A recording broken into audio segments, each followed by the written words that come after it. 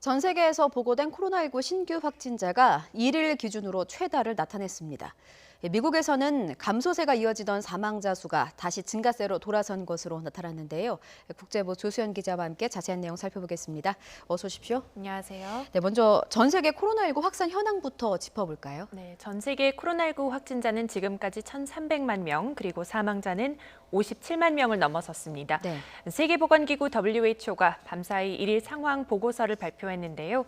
지난 24시간 동안 전 세계에서 보고된 신규 확진자는 23만여 명으로 집계됐습니다. 이는 1일 기준으로 최다입니다. 대륙별로는 미주가 14만 3천여 명으로 가장 많았고요. 이어 동남아시아 3만 3천여 명, 유럽 1만 9천여 명, 아프리카 1만 8천여 명 순이었습니다. 국가별로는 미국이 6만 6천여 명으로 지난 24시간 동안 신규 확진자가 가장 많이 보고됐습니다. 예, 미국 상황이 여전히 심각해 보이는데 이 확산 추이를 어떻게 분석할 수 있을까요? 네, 미국에서는 지난달부터 젊은 층 감염이 눈에 띄게 확산하면서 예. 전파력이 더욱 강해진 것으로 보입니다. 젊은 연령은 특별한 증상이 나타나지 않는 경우가 많아서요. 본인도 모르는 사이에 여러 사람에게 전파시킬 수 있는데요. 이런 상황에서 신규 확진자 대비 사망자 비율이 하락하면서 낮은 연령을 중심으로 감염이 확산한 영향으로 분석이 됐습니다. 예. 그런데 지난 1, 2주간 미국 내 전체적인 사망자 수가 몇 달 만에 다시 증가세로 돌아섰습니다. 확산세가 가장 심각한 선벨트 지역, 이 지역은 이제 텍사스, 플로리다, 애리조나를 아우르는 남서부와 남동부를 말하는데요. 예. 이 선벨트 지역에서 사망자가 크게 증가했기 때문입니다. 이런 통계를 보면 젊은 층 감염자가 늘어나는 과정에서 코로나19 취약계층에게도 이미 널리 전파가 됐다는 지적이 나옵니다. 여기에 플로리다주에서는 하루 신규 감염자가 1만 5천여 명 발생해 최다를 나타냈는데요. 조지아와 루이지애나 등 인근 주들로도 이제는 더 번지는 양상입니다. 예, 미국에서는 지난 4일이 독립기념일이었잖아요. 그래서 네. 최근에 확산세를 좀 악화시킨 데는 이 독립기념일에 영향이 좀 있었을까요? 네, 올해 미국 독립기념일에는요, 불꽃놀이 축제들이 대부분 취소가 됐고 대규모 모임도 많이 예년보다는 줄었습니다. 하지만 이번 연휴 기간에 여행객들이 지난 5월 현충일 연휴 때보다 증가한 것으로 나타났습니다. 공간정보 분석업체 큐빅이 코로나19 확산세가 가장 심각한 10개 대도시의 휴대전화 데이터를 분석한 결과인데요. 휴스턴과 오스틴, 댈러스, 샌안토니오, 피닉스, 마이애미, 올랜도, 템파, 애틀랜타 그리고 찰스턴이 그 대상이었습니다. 이들 10개의 도시 중 피닉스를 제외한 나머지 9곳에서 현충일 연휴 때보다 독립기념일 때 방문자가 더 많았던 것으로 분석됐습니다.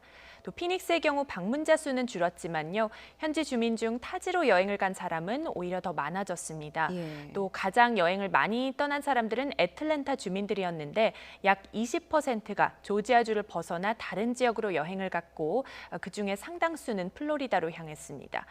여행객 증가가 반드시 전염으로 이어지는 것은 아니지만 통제를 더 어렵게 하는 환경을 조성한다는 지적입니다. 비행기 안은 좁은 공간의 밀집도가 높고 또 특정 여행지에 많은 사람이 몰릴 수 있다는 점도 위험 요소입니다. 그렇군요. 가을 학기를 앞두고 이제 등교 수업을 둘러싸고 찬반 여론이 좀 팽팽한데 현재 분위기는 어떻습니까? 네, 지금 트럼프 행정부는 기존과 마찬가지로 가을 학기 등교 정상화를 계속 밀어붙이고 있습니다. 베시 디보스 미 교육부 장관은 안전한 등교를 계획하고 있다면서 몇 가지 이유를 들었는데요.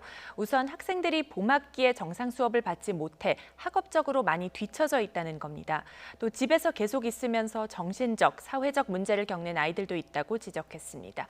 하지만 반대의 목소리도 만만치 않습니다. 민주당 낸시 펠로시 하원 의장은 학교로 돌아가는 것은 코로나19 확산기에 가장 큰 위험이라며 트럼프 행정부가 과학적인 근거를 무시하고 있다고 비판했습니다.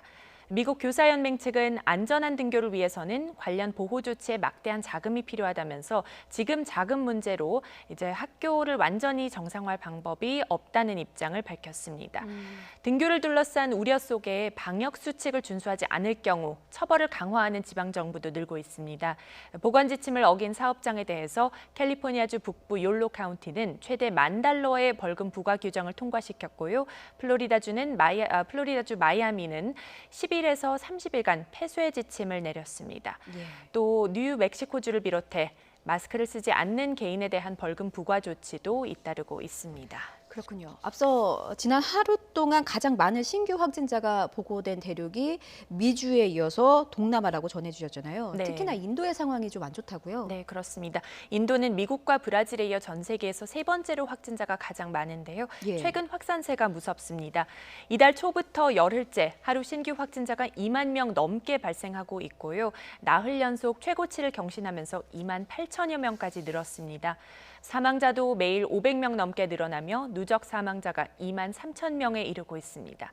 인구가 2억 명이 넘는 우타르프라데시주는 환자가 폭증하자 한시적인 봉쇄령을 내렸습니다. 예. 중북부의 마디아프라데시주도 다시 봉쇄 조치를 시행하고 있고 뉴델리의 위성도시 노이다를 비롯해 출입을 통제하는 지역들이 늘고 있습니다. 이런 가운데 인도 발리우드의 톱스타로 알려진 아미타브 바찬이 코로나19에 확진돼 병원에 입원했는데요. 그 직후 아들과 며느리, 손녀 등 3대에 걸쳐 바이러스에 감염된 사실도 알려지면서 관심을 모이고 있습니다. 인도에서는 대가족이 모여 사는 경우가 많은데 이런 문화가 집단 감염으로 이어지는 주요 원인 중 하나로 분석됩니다. 정말 우려가 큽니다. 여기까지 듣겠습니다. 국제부 조수연 기자였습니다. 잘 들었습니다.